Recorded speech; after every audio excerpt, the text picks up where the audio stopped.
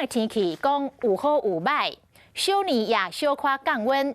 围罗甲初一天气会阁回转来，北部高温22度，但是到初二吹东北季风，北部伫风头面会湿阁冷，低温是11度。 北部的高山阁有可能会落雪，到正月初五天气会阁回转来，初七阁有一波冷空气来到南，这波的外冷都要阁观察。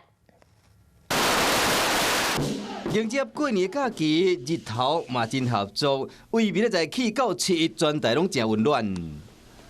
到年夜的时候，北方温度稍微下降一点点，东部也略有点变化，稍微下降一些。不过中南部的温度在 小年夜跟初一这段期间，其实并没有太大的变化。要注意的是，在低温的部分，它其实跟北部相当，也代表是中南部地区它的日夜温差比较大，清晨夜晚都要特别注意加件衣服。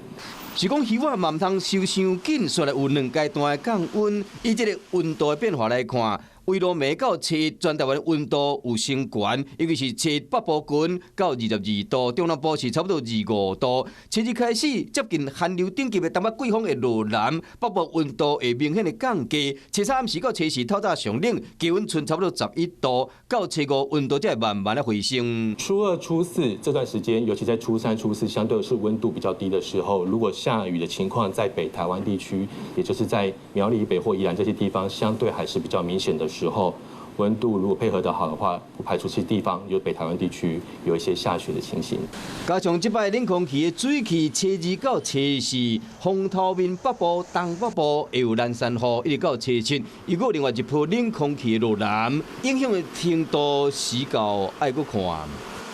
Hello， 大家好，我是乃瑜，要教给大家2个任务。第一个，华视新闻的脸书专页，你按赞了吗？还有华视新闻的 YouTube 频道，赶紧订阅起来，还要记得按赞，开启小铃铛哦。